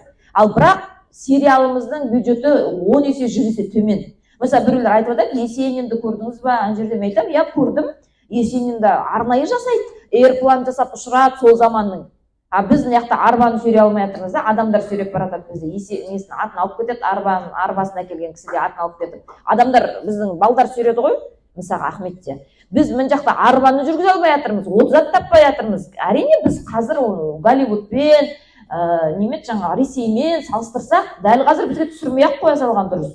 Бірақ біз қашанғы 300 адам жинап той өткізе береміз, біз қашанғы өсіп тойда бір-біріміз мақтап сондай өткізе береміз. Біз неге осы адамдарды барымызбен, әйтеуір аз ақшамызбен бірдеңе істей бермейміз деген тірлік қой енді біздікі. Себебі ол Голливудпен салыстырсаң, бүгін ертең істі бастамайсың. Ол Голливудтағыларды мынандай бюджетін айтсаң күлетін шығар қазір. Оларға айтпай-ақ үндемей түсіре берген дұрыс та сондықтан. Бірақ олармен үнемі салыстыра беру де дұрыс емес. Мысалы Америкаға барғанда мен байқаймын балдарды. Енді біз оқыдық, 5 жыл тұрдық қой. Есінен танып түсе салып, деп соткаларын алып, асфальты да басқаша. Мынау керемет қара, мынау бірдеңе. Мен айтам, сен 15 жасар баланы, мен мысалы қазір 35-темін. Осы жерде отырған 9-шы сыныптың оқушысымен мені салыстырса, сосын 9-шы сыныптың баласына ұрысса, сен неге Айсәуле Әбілда сияқты ана кітаптарды оқымағансың? Неге сен ана Айсәуле Әбілда сияқты білмейсің? Мынандай не костюм кимейсің, или сен неге бүйтіп жүрмейсің деп айтса дұрыс емес қой. 35-ке дейін мен бірдеңелерді үйрендім ғой. Тәжірибе жинадым, құладым, бір киімнің жараспайтынын білдім, бір кітаптың онша емес екенін түсіндім, бастап бітіре алмай қойдым, өз-өзімді жеңдім деген сияқты бірдеңелерді өттім ғой мен. 9-шы сыныптың баласының өмірі алда ғой. Сол сияқты салыстыруларда ол мысалы Қазақстан мен Американы, Қазақстан мен Ұлыбритания мен түсінбеймін мүлдем. Себебі олардың өмір жолы, тарих жолы, түскен ситуациялары әртүрлі, тұрған мындай геометриялық орналасуы әртүрлі. Біз сияқты ол үлкен алып мемлекеттердің ортасында Қытай, Ресей тұрған кішкентай мемлекеттер дәл қазір барымызбен базар болып, бір-бірімізге қолдау білдіріп, бір-бірімізді көтеріп, бір-бірімізге мықты істей аласың деп сенім беріп, бар ақшамызбен бірдеңе істей беру керек та.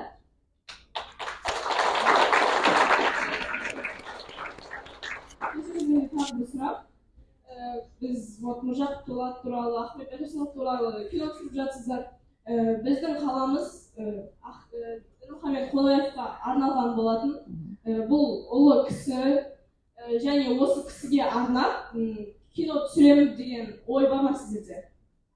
Иә, біз қазақтың тарихында болған, қазақтың мемлекет болып біздің өстіп мынандай төрге шығып сайрап отыруымызға үлес қосқан ешқандай кісі туралы, кез келген кісі туралы түсіруге қарсы емеспіз. Бірақ біз тәуелді адамдармыз, біз өз компаниямыз өз аузына жетіп, өз ақшамызды қалай жұмсаймыз, биыл мынаны түсірсек дегенге әлі жеткен жоқпыз. Біз тапсырыс аламыз мемлекеттік арналардан, олардан сондай тапсырыс түсіп жатса, соған сай бюджеті келіп жатса, біз жаңағыдай құмырсқа теріп, қиналып, неғып кетпейтіндей болсақ, бізде өз жерден үлкен пайда таппайтынымызды біліп отырмыз. Бірақ бір кішігірім айлықты қамтамасыз ететіндей, қарызға кірмейтіндей, налогын жаба алатындай мүмкіндік болса, неге түсірмеске? Біз ешқандай ұлы тұлғаға біз қарсы емеспіз түсіруге. Неге санасыз? Мен Қасым Қайсенов атындағы номер 4-ші орта мектептің тарих пәнінің мұғалімі Сәдуақасым Қайынша Бауыржан болам. Жалпы мен өзім тарих пәнінің мұғалімі болғаннан кейін оқушыларға осылай сіздер сияқты саяси және тарихи ой өрісі өскен адам ретінде тәрбиелегім келеді. Және мен сіздерде байқап отырмын, мынау тарихи және саяси білімдеріңіз өте жоғары екен. Соның арқасында осындай фильмдер түсіріп жатырсыздар деп ойлаймын. Ал енді мен сұрағыма келетін болсам, мен сіздерді келгеннен кейін бірінші рет танып отырмын және интернеттен іздеп көрдім. Сіздер жайында жеке мәліметтер таппадым. Өздеріңіз жайында мәлімет бере кетсеңіздер, жалпы осындай саяси және тарихи білімдер сіздер қай жақтан алдыңыздар? Қандай ұстаздар сіздерге әсер етті? Осындай бір қалыптасқан азамат тұлға ретінде сіздердің қалыптасуларыңызға осы сұраққа жауап берсеңіз. Сіз орысша деген шығарсыз керек. Қазақ тілінде іздеген. Иә, мүмкін жоқ шығар. Мен енді тарихтан ұбт-дан озып алғам десем. Мен де озып алам. Айсәуле де озып алды. Енді оқушыларға қызық болсын деп айтып отырғаным ғой. Енді қысқаша айтқан кезде біздің білім, мен ауылдың баласымын. Осы Алматы облысында Ұйғыр ауданы деген жер бар. Шонжы деген жер бар. Сол жақта оқығанмын, ауылда кәдімгі. Жаңа мен мектепке кірген кезде таңғалып жатырмын ғой. Бассейн бар екен, оқу орталығы бар екен, ана кішкентай 4 жасар балалардың тренажері дейін бар екен ғой жерде. Сосын кітапханада қоры бар екен, компьютерлерге дейін тұр, кино залы бар екен, енді аудиториясы бар. Мына залдың өзі қандай күшті, керемет. Біздің ауылда болмаған мұндай мектеп түгіл. Соны ойлап тұрмын да, біздің класста линолеум жоқ еді деп ше. Бізде енді былай салынды, кейінірек салынған мектеп болды, бірақ тозып, ана линолеумы түсіп қалған, сосын сол линолеум не салады деп жүрген кезде әйтеуір бітірдік қой. Бұл бетон шаңы көтеріп жататын шаңы. Үзілісте балалар жүгіретін болса, кәдімгідей көтеріп кететін. Сол ауылда өстік. Кейін 8-ші сыныптан бастап қалада оқыдым. Қалада қазақ тілі мен әдебиетін тереңдетіп оқытатын Абай атындағы қазір мектеп-интернат бар, сол жерде оқыдым. Ол жерде бізге Орынша Қарабалина деген кісі сабақ берді тарихтан. Бұл кісі Кәкімжан Қазыбаев деген кісінің жары. Кәкімжан Қазыбаев деген ол Бауыржан Момышұлының үйінде тұрған адам. Бауыржан Момышұлының үйінде студент кезінде тұрып тәрбиесін көрген, кейін Қонаевтың қасында идеологияны басқарған адам. Тура мынау Целиноградтағы көтеріліс кезінде, Желтоқсан оқиғасы кезінде кәдімгі басшылықта болған кісінің жары, кәдімгі Қонаевтармен, Зухра апамызбен төрде отыратын, жаңағы Дінмұхамед атамыз, одан кейін қасында Сары Алпысқызы мен Нұрсұлтан Әбішұлы отыратын, мына жағында Камалетдинов деген сияқты соларды айтып, біз мына жақта отыратынбыз деп әңгіме содан бастаған кезде біздің енді білмеймін, тарихи саяси біліміміз енді одан жетілмесе, басқа қалай жетілдіруге болатынын білмеймін. Сондай ортада өстік та, кейін Казгуде оқыдық, журналистика факультетінде 7 жыл журналист болып жұмыс істедім хабар агенттігінде.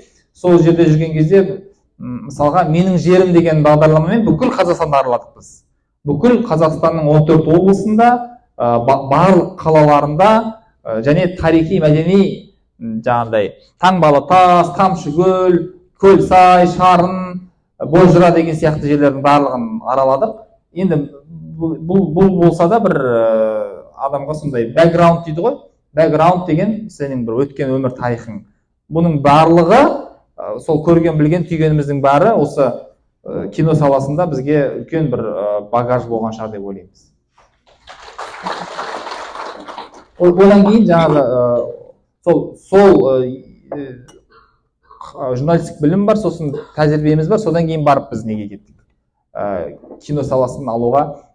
Сол үшін айтатыным, көп адамдарға айтатыным, мына адам өзін-өзі үнемі іздеу керек. Адам бір нәрсеге қатып қалмау керек, және адам өзінің арманына адал болу керек та. Жаңағы сіздің өзіңіздің бір арманыңыз бар, осы отырғанда біреуіңіз кино режиссер болғыңыз келетін шығар, біреуіңіз ғалым болғыңыз келетін шығар, біреуіңіз білмеймін, мүмкін жаңағыдай басшылық қызметте әкім боламын деп жүрген шығарсыздар. Бірақ әкім деген мамандық емес, мамандығыңызды өзіңіздің таңдау керек. Мен қай нәрсені құштарланып істеймін. Жетістікке жетудің 2 кілті бар. Ол біріншісі табандылық, екіншісі құштарлық. Адам өзі қаламаған нәрсеге табанды болса, оған қиын жетістікке жету. Немесе адам құштар болып тұрған нәрсеге табанды болмаса, тағы да жетпейді. Ол тек қана қиял арман болып қалады. Сондықтан бір нәрсеге құштар болыңыздар және соның жолында қайтпай, қателік болса қайтадан жөндеп, құласаңыз қайтадан тұрып, сол жолда табанды еңбек ете беру керек. Сонда міндетті түрде сіз жетістікке жетесіз. Тағы бір кілт сөз бар, жетістіктің ешқашан лифті болмайды, жетістікке баспалдақпен көтерілу керек. Мен де сол Мұрат сияқты ауылда, қарапайым Қызылордада Арал деген қалаға жатады енді, бірақ біз өзіміз ауыл деп айта береміз ғой. Сондай жерде оқыдым, қарапайым мектеп, бассейні жоқ, дым жоқ, бірақ енді әйтеуір 3 этаж, Мұратқа қарағанда линолеум болды ғой деймін, ұмытпасам. Еще музыка кабинетінде болған, біздің кабинетіміз дәу домбыралары болды. Сондай, сол мектепті бітірдім алтын белгіге. Мен ойлаймын, сол кезде маған дейін 30 жыл бойы Аралда шықпапты да, 30 жыл бойы бір тоқтап қалыпты, сол алтын белгі шықпағанына. Бірақ сондай мүмкіндік қой енді, бәріңізге де сіздерде мүмкіндік болған жоқ. Мысалы мен армандадым, бассейн деген керемет қой. Бірақ оқушылар үйі деген болды, бір үйірме 50 теңге болды. Соның бүкіл үйірмесіне қатысып шыққан шығармын мен. Тоқудан бастап білмеймін. Қазір біреуі де есімде жоқ, бірақ соның бәріне қатыстым. Қандай өнер, мына жүргізушілік, өлең оқу бәріне қатыстым. Білмеймін, сондай бір ортада жүргім келген шығар мүмкін.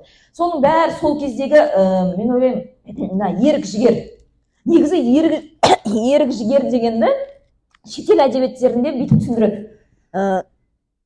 Не деп ойлауларыңыз мүмкін ғой, ерік жігер деген. Ерік жігер деген таңертең оқуға тұрып келу мысалы бір уақытта, иә. Сила воли дейді ғой орыстар. Will power дейді ағылшынша. Таңертең бір жерге келе алсаңыз, сосын мысалы азаннан қара кешке дейін тәтті жегің келеді, иә. Бірақ саған басқа пайдалы да нәрселер жеу керек қой. Сен белгілі бір кезде ғана тәтті жеп, қалғанында пайдалы нәрсе жеуім керек деп соны істей алсаң, соның барлығы ерік жігерді тәрбиелеуге жатады. Және де сіздер ерік жігерді осылай тәрбиелемей, аяқ астынан қазір үшпен оқып, сабаққа да мән бермей, жүрген жеріңе де мән бермей, киіміңе де мән бермей, ертең бір аяқ астынан мен жаңағы не болып кетсем, Бекзат Саттарханов болып кетсем, маған бір күш келеді деп сену, ол ақымақтық деп ойлаймын. Қазірден қалыптасады. Бүгін ерте тұрып үйрендіңіз ба? Бүгін бірдеңеге жетем деп талпындыңыз ба? Құласаңыз да барып, бассейн үйренем деп қайта барып, или білмеймін, мына жерде каток па, сондай нәрсеге бардыңыз ба? Ол ертең сіздің үлкен азамат болып қалыптасуыңызға әрекет болады. Сөйтіп аралдан бітірдім да, қазуға түстім, қазгудың заң факультетіне. 2 күн пойызбен жүріп келетін сол кезде. Сол қазгудың заң факультетін бітірдім, бірақ сол кезде дебатқа қатыстым, президенттің алдында кездесулерге дейін қатыстым. Оның бәрі ортам әсер етті деп ойлаймын. Сен ортаң саяси сауатты болса, ортаң білімді болса, сен де талпынасың ғой, адамсың ғой, қарайсың, құрсын қалып қоймайын, Ақтөбенің қызынан анадан деп ішінде не бар ғой, мысалға. Қазір сізге Қонаев басқа облыстарда келсем, сіздер де шығасыздар ғой, біз күшті сұрақтар қояйық, біз мықтымыз деген сияқты. Сондай бір ішкі ерік жігер, ішкі ұмтылыс сол адамды алып келеді деп ойлаймын. Одан кейін жаңа Хабарда жұмыс істедім, заң фирмасында жұмыс істедім, кейін Америкада оқыдық. Солай қалыптасқан үздіксіз нелер ғой, бірақ бір күнде туады деп айта алмаймын мен. Үздіксіз білімдер, көру, тәжірибе жинау, жақсы ортада жүру. Дәл бүгіннен бастап ойлану керек адам. Бүгіннен бастап досыңыз темекі шегетін болса, бүгіннен бастап жаңағыдай бір болмайтын әңгіме айтып, сондай ортада жүрсеңіз, болады бір қыздар или не әңгіме айтып, болмайтын нәрселермен айналысып, кешке дейін бір дамымау. Сондай ортада жүрсеңіз, бүгін ойланыңыз, ертең кім боласыз?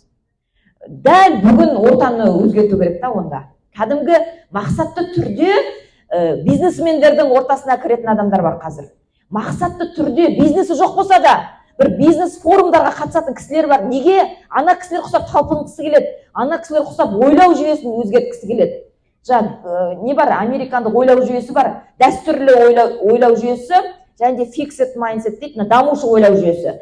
Бізде қазақтарда көбінше дәстүрлі ойлау жүйесі қалыптасқан, біздің тәрбие немізде. Енді ол біз үлкендерді, ата-бабамызды кінәламаймыз, тарихи жағдай солай, бірақ қазір бізге дамушы ойлау жүйесіне өту керек.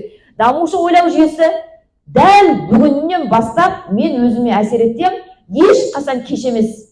Ешқашан бірдеңені бастауға, үйренуге, соның эксперті болуға, маманы болуға кеш емес. Ал дәстүрлі ойлау жүйесі деген ертең сіздердің де бала шағаларыңыз болады, ондай қатып қалған. Ой, талантты, менің қызым ақылды, менің қызым талантты болып туған дейді. Сосын ол ауылда ғой, ауылда таланттымын деп ойлайсың, сен кішкентай даусың бар. Сосын қалаға келесің, Казгуға келсең, 40 адам тұр, ана жерде шыңғыратын біреу тұрады, Димаш Құдайберген тұрады, бірден сен көресің де ойлайсың, бітті, мен талантым жоқ, мен біткен екем. Бұл міне дәстүрлі ойлау жүйесі. Ол бала бірден ойлайды, мені әке-шешем алдаған екен ғой, менің талантым ондай күшті емес екен. Неге ата-анам маған айтпады, сен талантың орташа деп ойлайды. Ал дамушы ойлау жүйесінде мен бүгін дамытсам, мен бүгін мына баланың қасына ерсем, Димаш Құдайберген осыдан үйренсем техникасын, мен де сондай бола аламын деп ойлайды. Дамушы ойлау жүйесі ешқашан кеш емес.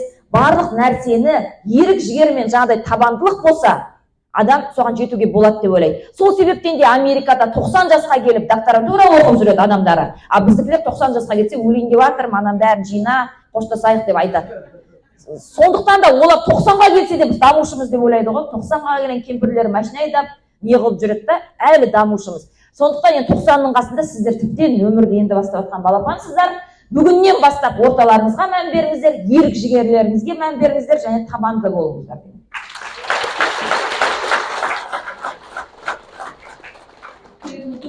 Мен осы орта мектеп гимназияның қазақ тілі мен әдебиеті пәні мұғалімі боламын. Сіздердің ел үшін істеп жатқан еңбектеріңіз үшін көп алғыс. Бүгінгі күні міне уақыттарыңызды бөліп қазақстанымыздың болашағы осы жас ұрпақпен тілдесіп сұхбат құрып отырғандарыңызға да көп рахмет. Және сіздердің алдарыңызға осы Ахмет ұлт ұстазы деген телехикаяны көргеннен кейінгі өзімнің әсерімді Ахмет атамен сырласу ретінде жазған едім, соны бөлісейін деп отырмын.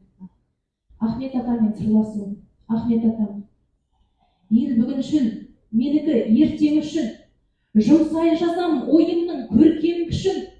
Білеміз, тарих бетін парақтасақ, ойлайтындар озады ертеңгісін.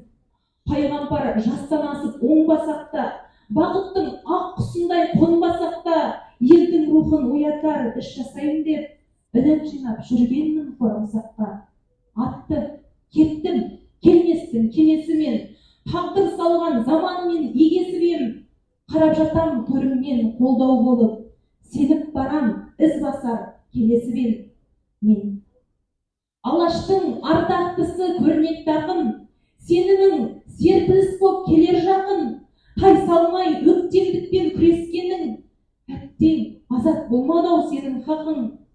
Ұлтының зиялысын ес білгелі, туған бала тағдыры алаңдатқан, үкіметтің қызыл жібін ескіргелі, ізінде қанды қылыш жалаңдатқан.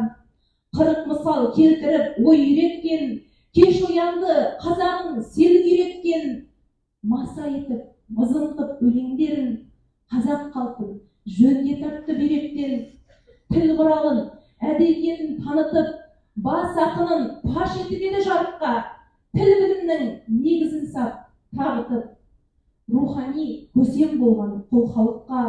Көңіренді пақыр пенде жүрегі, өз ауылының иттері кеп үреді. Ұлтын сүйген ұлт жандыны қашанда, қазақ рухын ояту еді тілегі. Алаш сенген жастар енді әманда, тілек ойын, рухын сезін ұғында. Тәңірімнің ақын құлы Ахметтей, өз елінің қамы үшін шырылдар.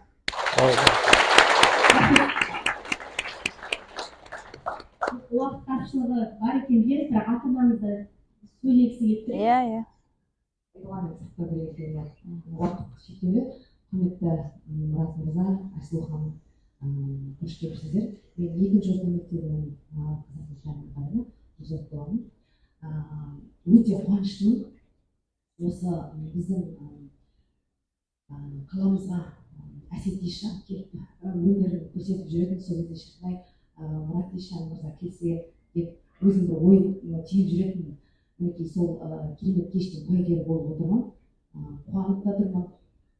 Мына еңбектеріңіз енді қазір айтатын болсақ, бұл жерде толқыныз, тебіреніз, тілек, кері байланысымыз тоқтар емес. Енді мен жаңа айтып жатыр ғой әріптестеріміз, Мұрат мырзаны танымай жатырмыз, іздеп жатырмыз деп. Қуанышқа орай мен Мұрат мырзаны 2019-дан бері деп айтсам, одан да бұрынырақ танимын, бірақ 2019-дан бастап инста әлеммен таныспын. Мұрат мырзаның кезіндегі сол мұхитасы, білім қуып жүрген кезде English by Мұрат деген өзінің сабақтары болатын. Сол сабақтарға қатысып жүретінбіз. Көп рахмет. Баршаңызға бүгінгі кеш болашаққа біздің келешектегі балаларымызға болашаққа трамплин болып деп ойлаймын. Бұл рухани танымдық кеш. Білім басшысына және де Жүз апай бүгінгі мынандай кеш ұйымдастырып жатқаныңызға көп рахмет. Парақшасына Мұрат мырзаның жазылыңыздар, көптеген өздеріңізге мотиваторлық жетекші десек те ауыз сөз айтсам қателеспеймін. Көп рахмет. Осы біздің ел үшін, жер үшін, отан үшін жасап жатқан еңбектеріңізді еленіп, шабыттан шабытқа қанаттан беріңіздер. Көп рахмет. Сұрақтар белгі тоқтамас емес, бірақ оқушыларға айтарым, Инстаграм желісіне ой сәуле және Мұрат Ишан деген парақшаны белгілеп сұрақтарыңызды қойсаңыздар да болады. Және біздің қолымызға міне парақшаларды ұстатып жатыр. Сіздерге аманат етіп тапсырамыз, әлі де оқырсыздар. Кештен кейін де әлі әрбір осы жерде тыңдарман өзінің ойын жалғар деп ойлаймын.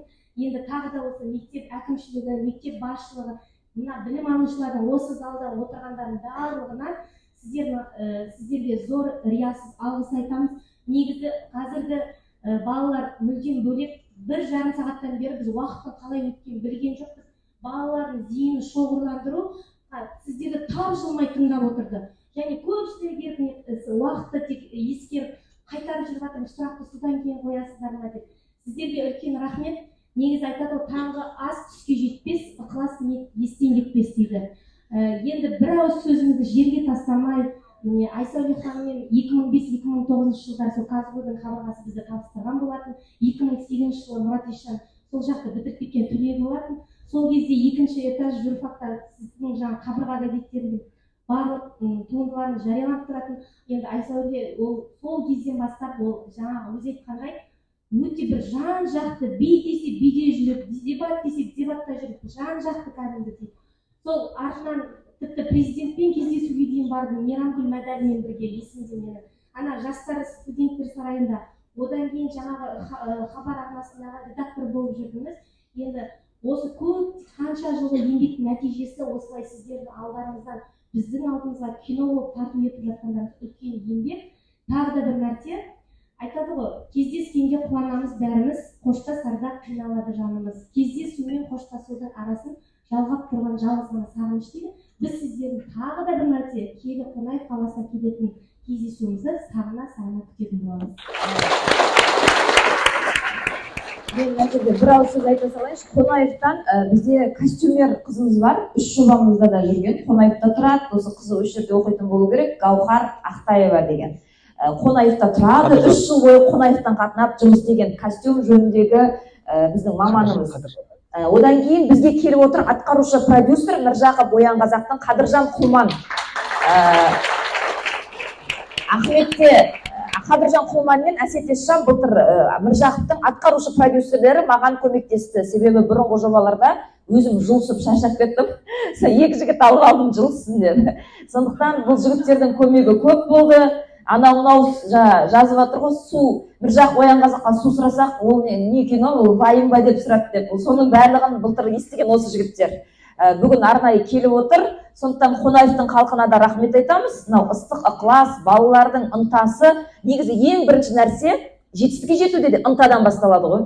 Ынта, фокус деген ол өте қымбат қазір. Ана ерік жігер туралы мен кітап оқып жатырмын ғой, сол жерде айтады да, 2 нәрсе. Біреуі мақсат қою керек, екіншісі кедергілерді жою керек. Мысалға сіз осы мектептен ақ YouTube бар я, тіл үйреніп шығыңыздар деп бірдеңе айтқым келеді, өз тарихтарыңызды танып шығыңыздар. Бітіргеннен кейін уақыт жоқ. Бітіресіңдер, үйленіп алу керек болады, бала бағу керек болады, уақыт жоқ. Осы мектептен үлгіріңіздер. Тарихты таныңыздар, бір тіл қосымша үйреніп шығыңыздар. Ол үшін YouTube-та толып тұр қазір. Ақша да төлемей ақ қойын, бірақ ерік жігер. Күніне бір 15-20 минут, және мақсат қой, кедергілерді жой. Кедергілер, сен тіл үйренем деп отырасың, не кедергі? Звондап қала берсе, беззвучныйға қой, иә? Ана жерде қараңғы болса, ата-анаң айт, мына жер маған қараңғы, мен бір сурет салуыма, тіл үйренуіме деген сияқты кедергілерді жойып, жағдайың жасап, сосын бір мақсатыңа жет. Сол менің соңғы сөзім. Енді мен де бір ауыз айтайын. Жаңағы біз енді ортасында киноға байланысты әртүрлі нәрсе айтып жатырмыз ғой, бірақ мына жерде балалар отырғаннан кейін мен ойлаймын, өзі мен де өмірімде көп нәрселер болған, бір кездесудің өзі бір жаңа бағытқа бұрған, жаңа ойдың санасын ашқан. Бүгін кездесуде сондай болса екен деп армандаймын да. Өйткені осы айтқан сөздер тек қана осы жерде қалмай, сол әрқайсымыздың әйтеуір бір әрекетімізге себепші болса, онда ол біз үшін де үлкен бір бақыт. Онда біздің текке осы ұйымдастырудың, осы келісіміздің текке кетпегені. Мен бұрын мынандай пост жазғам, ол бір жерден алған нәрсе. Бізде мына нәрсе бар. Талант деп айтамыз да біз, еңбек деп айтамыз. Көбінесе бізде талантқа қатты бір басымдық береміз. Ой, ол талантты дейміз да. Талантты, сондықтан оған жету қайда дейміз да. Менде талант жоқ дейміз да. Сөйтіп, мен осындай ойдың құрбаны болған көптеген замандастарымды білем.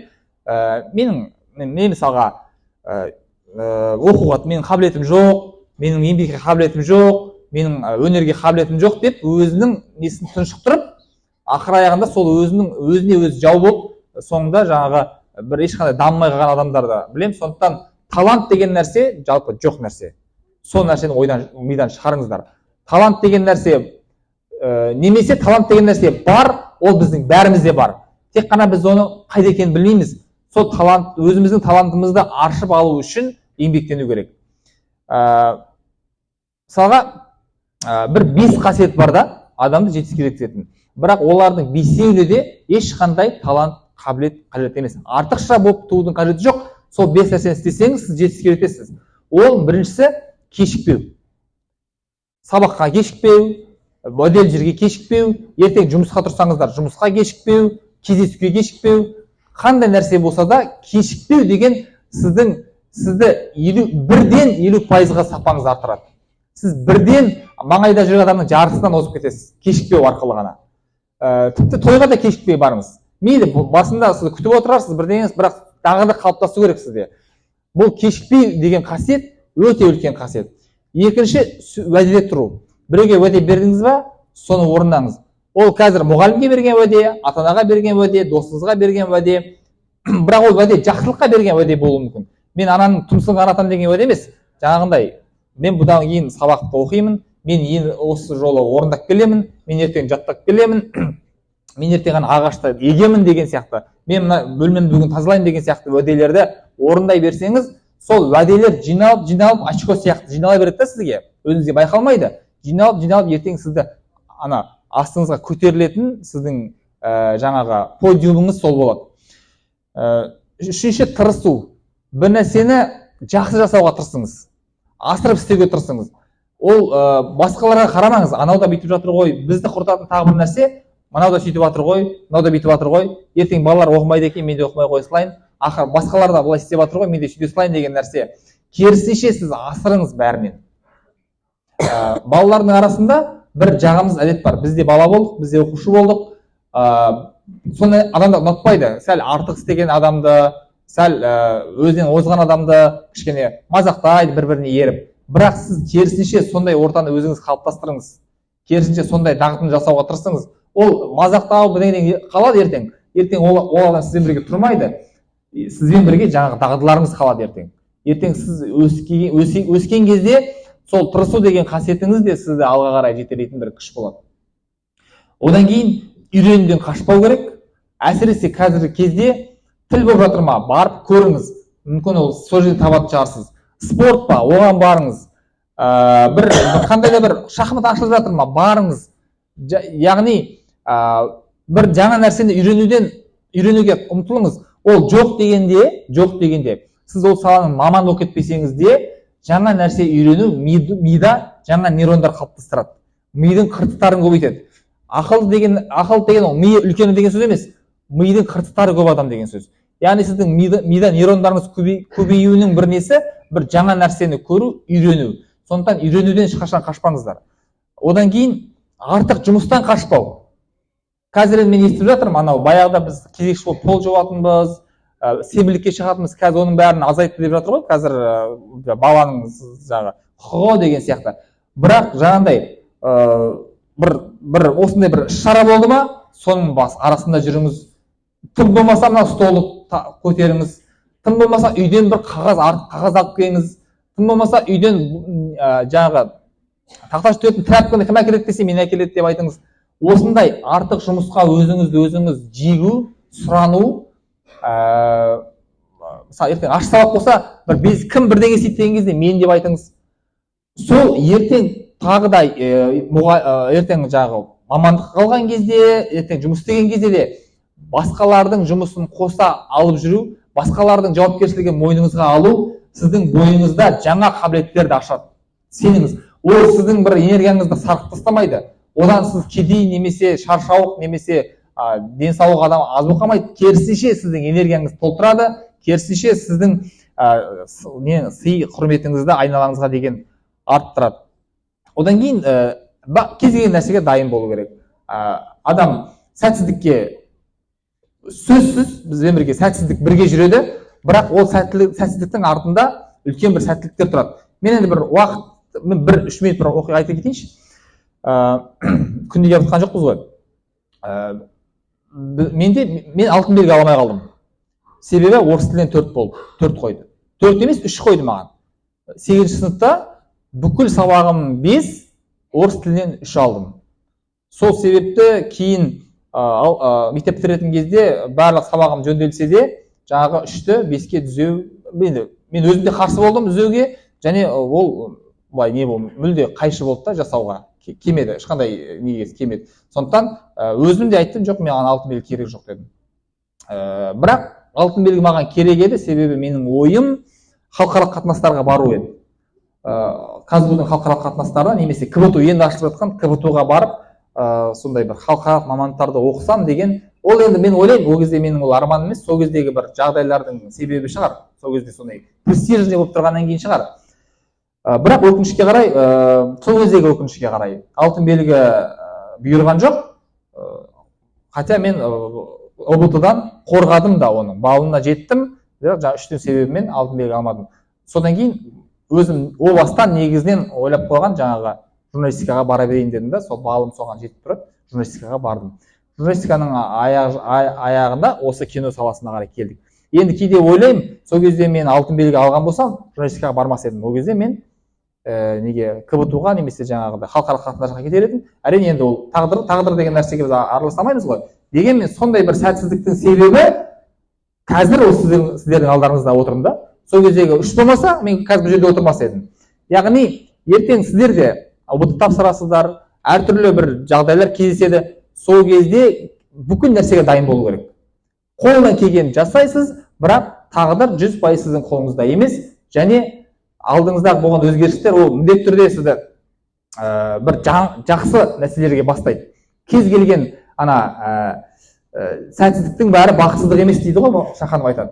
Сондықтан сәтсіздіктерге дайын болу, содан бірден тез ойлап шешім шығара алу, соған езіліп кетпеу, егіліп кетпеу, бұл да үлкен біздің бір бойымызға керек нәрсе. Сондықтан мен өзім түйген нәрселерім осылар, және соны сіздерге де жетіп қалсын деп осыны айтып жатырмын.